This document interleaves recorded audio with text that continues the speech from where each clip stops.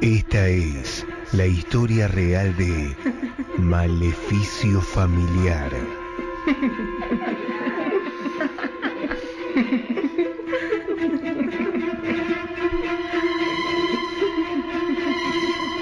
En la mitad de mi infancia, mi abuelo Enzo, eterno amante de Elisa, falleció una noche fría llena de estrellas fugaces. Lo encontraron tirado en el piso de la cocina con los ojos vacíos, fijos en el amanecer. El certificado médico, avalado por la autoridad pertinente, dijo que el infarto había sido fulminante y madrugador. Al parecer, el corazón solo lo dejó llegar a pocos centímetros de su remedio. Sus dedos rozaron el cristal ambarino del frasco, aunque su intención no pasó a mayores. Pero yo sabía la verdad. Mi abuelo se arrastró de rodillas hasta la medicina, mientras alguien se la ofrecía y se la negaba, como en un juego. Durante el velorio, mi tía Clavel permaneció impasible bajo el efecto de 40 rosarios seguidos en cámara lenta, varias copitas de licor de huevo y 2 ribotril, aunque temblaba bajo la blusa de seda negra. Mi abuela Elisa, entre marañas de dolor, se percató de la situación que aquejaba a mi tía, porque le conocía todos los llantos y los temores. Clavel amaba a mi abuelo Enzo. Él fue quien en una batalla judicial le había arrebatado su custodia a sus padres Edmundo y Griselda, el alcohólico y ella ninfómana por curiosidad. Los padres de Clavel quisieron apelar la decisión judicial, pero murieron en un accidente causado por un auto desbocado. Sumado al alcoholismo del mundo y a un líquido de frenos extrañamente ausente, culpa de un tajo sospechoso. 5 días después del funeral, mi abuela Elisa mató a mi tía Clavel. Nunca supe si fue porque ella le negó la medicación para el corazón a mi abuelo, o porque mi abuela quería seguir el juego hasta coronarse por ese maleficio familiar. Fui testigo del hecho desde una diagonal de sombras.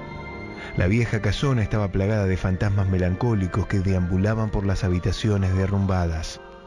Agotado por tantas pesadillas sobre mi abuelo Enzo, reviviendo en su ataúd y llamándome a los gritos, me levanté a tomar agua. Fue entonces cuando escuché jadeos y ruidos extraños que se acercaban a la cocina. Busqué un escondite y me quedé ahí.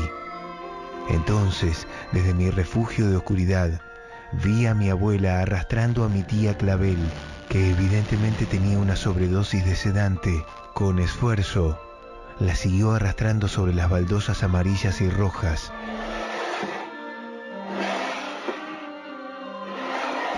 Puso una silla frente a la heladera, la levantó y la sentó. Con amor de madre, le sacó las pantuflas y con una mirada desquiciada, mojó el piso bajo los pies de la mujer dormida. Tomó una escoba y con el palo le levantó el brazo. Después de 2 intentos fallidos, logró que la mano se apoyara sobre la manija de la vetusta heladera. La electricidad recorrió el cuerpo de mi tía Clavel, provocándole movimientos convulsos.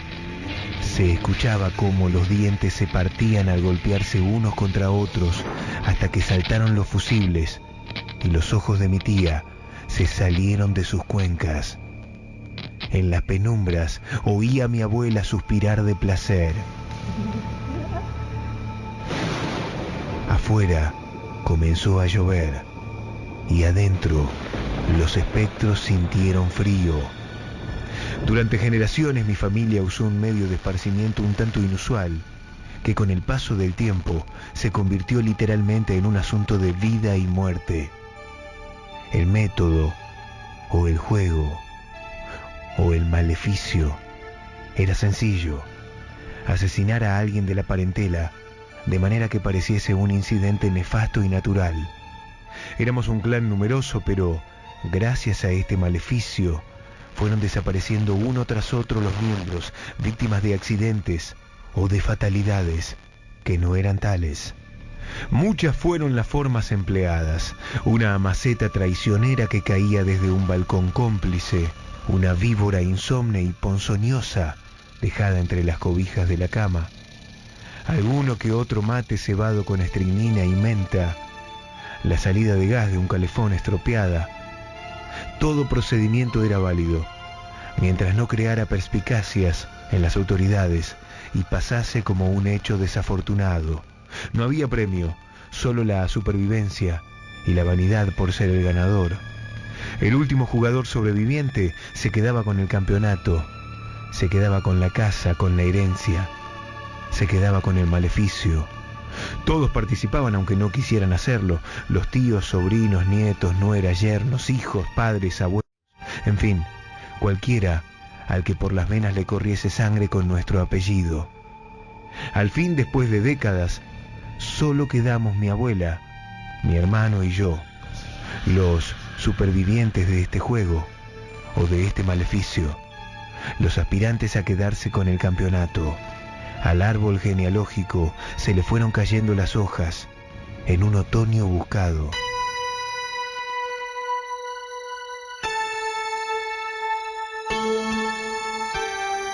Como era de esperarse, la situación en el viejo caserón se puso tensa.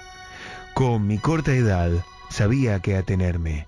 Mi abuela, Elisa, era una jugadora activa y productiva, creadora de las jugadas más truculentas y geniales.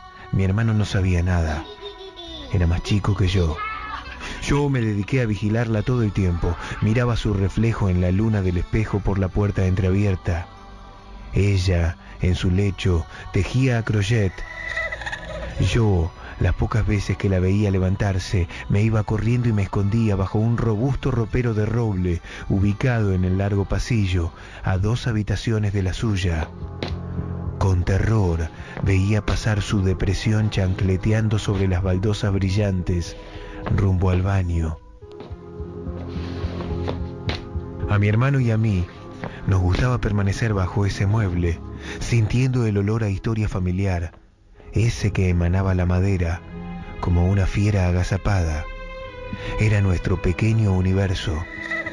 En una de las ocasiones en que mi abuela Elisa iba pasando, se detuvo frente al escondite. Ahí estaba mi hermano. Yo vi sus pantuflas durante un segundo y luego me cubrió un miedo tremendo. Yo en la habitación, mi hermano escondido, mi abuela tan cerca de él. No sé qué pasó, probablemente algo que me puso en la bebida, pero me quedé dormido. Cuando desperté, me enteré de lo peor. Probablemente solo le bastó ejercer un poco de fuerza sobre ese gran modular para que se le vencieran las patas y cayera sobre el peso de mi hermano, la memoria de mi familia.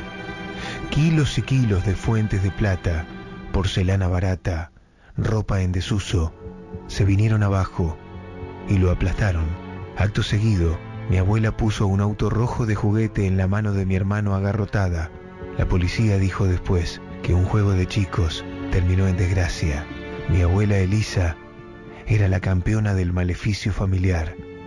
Perduró a través del tiempo en un juego que se llevó a todos los integrantes de mi familia.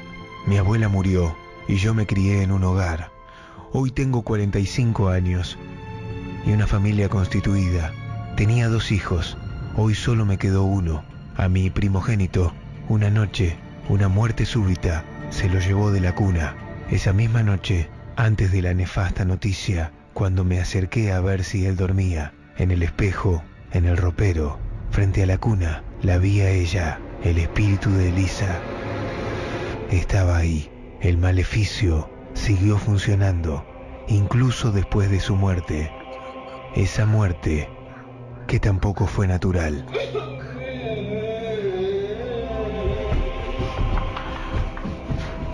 Y yo que pensaba que había sido el ganador, estaba equivocado. El maleficio familiar no conoce fronteras entre la vida y la muerte.